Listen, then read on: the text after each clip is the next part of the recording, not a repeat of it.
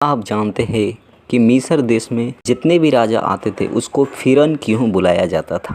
क्या आपको मालूम है? तो आप जल्दी से कमेंट कीजिए और मैं आपको इसकी आंसर भी बताऊंगा। तो प्लीज़ इस वीडियो को शुरू करने से पहले मैं आपको रिक्वेस्ट करना चाहता हूं कि आप एक बार सब्सक्राइब कीजिए और कमेंट कीजिए और बेल आइकन को ज़रूर दबाइए। तो चलिए मैं उस पुस्तक की जो हिस्ट्री में लिखा है मैं उसे पढ़कर बता दे। उन दिनों में सिनार देश में एक बुद्धिमान पुरुष था जो सब प्रकार की बुद्धि में समझदार और रूपवान था और कंगाल था।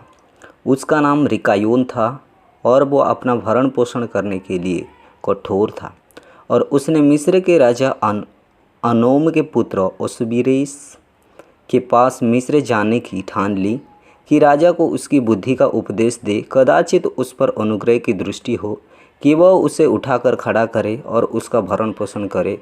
और रिकायोन ने ऐसा ही किया। आपको मालूम है कि रिकायोन ने मिस्र जाने की ठान ली ताकि वहाँ कुछ पालन पोषण हो सके।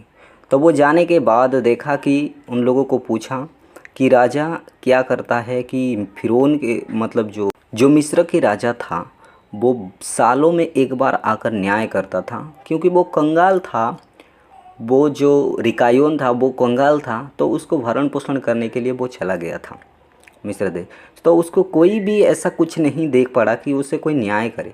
तो वो क्या किया कि कुछ प्लान किया कि मैं कैसे इस चीज़ में मैं जीत सकूं और मैं कैसे न्याय पा सकूं। तो वो क्या किया कि जब रिकायोन ने ये सोचा कि मैं मिस्र देश में चला जाऊं ताकि मेरा भरण पोषण हो सके, तो अब उसको कुछ ऐसा देख पड़ा कि वो राजा जो फ़िरौन में राज्य करता था वो उसे कोई भी न्याय नहीं करता था, क्योंकि साल में वो एक बार आता था। तो उसके बाद वो ये प्लान किया कि कुछ लोगों को लेकर जहाँ का मुर्द गाड़ते हैं, जहाँ मुर्दे लोगों को गाड़ा जाता है, वो उसमें क्या किया रिकायोन ने कितने लोगों को लेकर वो कब्जा किया। और उन्होंने बोला कि अगर कुछ आप सोने भेंट ना लेंगे तो उस मुर्दे को हम गाड़ने ना देंगे। ऐसे ही करके मिस्र देश से कर वसूल करने शुरू कर दिया रिकायोन। एक साल पूरा हुआ तो वो न्याय करने के लिए निकला। तब मिस्र देश ने लोगों ने कहा कि राजा तू ऐसा क्यों करता है, ऐसा कठोर क्यों करता है कि मृत्यु लोगों से तू पैसा वसूल करता है। तो उसे गुस्सा आया। तब रिकायोन ने बुद्धिमान से और रिकायोन ने कई 1000 लड़के बेटे उन्हें रेशमी और कसदीकारी पहनाया और घोड़ों पर चढ़ाकर उसके जनों के द्वारा राजा के पास भेजा और बहुत चांदी सोना भी ले लिया और मणि और एक बलवंत और सुंदर घोड़ा जो राजा को भेंट के लिए दिया जाए और उसके साथ बोल। उसके बाद राजा ने देखा कि ये जो रिकायोन है तो वो बहुत बुद्धिमान है, वो अच्छा व्यवहार किया राजा के पास। तो वो समझाए कि स्टोरी ऐसा है। तो वो उससे प्रसन्न हुआ, रिकायोन से प्रसन्न हुआ। उसके बाद वो घोषणा किया कि क्या किया, चलो हम इसको भी यहाँ लिखा है। तब राजा ने क्या किया, प्रसन्न होकर रिकायोन को मिस्र पर प्रभुता करने के लिए ठहरा दिया, प्रभुता करने के लिए। तो वो प्रतिदिन न्याय करता था और वो जो राजा मिस्र देश में रहता वो वर्ष में एक बार आता था।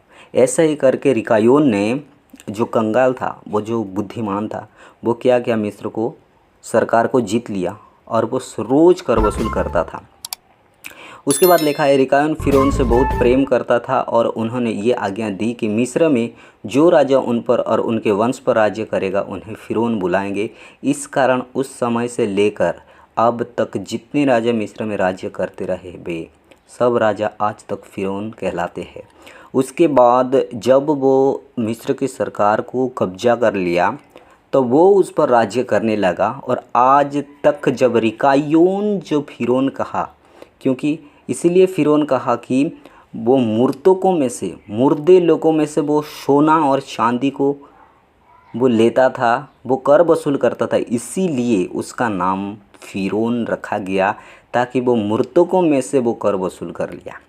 इसीलिए आज के दिन तक जो रिकायोन था उससे फ़िरौन निकला नाम, और आज के दिन तक उसी की वंश जितने भी राजा बुलाए जाएंगे वो फ़िरौन कहलाएंगे। और आज तक मिस्र के राजा में जितने भी राजा आते हैं उनको फ़िरौन कहलाते हैं। हालेलुया। क्या आप जानते हैं कि मिस्र के जितने भी राजा हैं उनको फ़िरौन क्यों बुलाते थे? तो इस वीडियो को अंत तक ज़रूर देखना ताकि आपको पता चले, और शेयर करो। प्लीज़ सब्सक्राइब करना कभी ना भूलना। तो मेरा उम्मीद है कि आप कुछ सीखे होंगे। आमीन।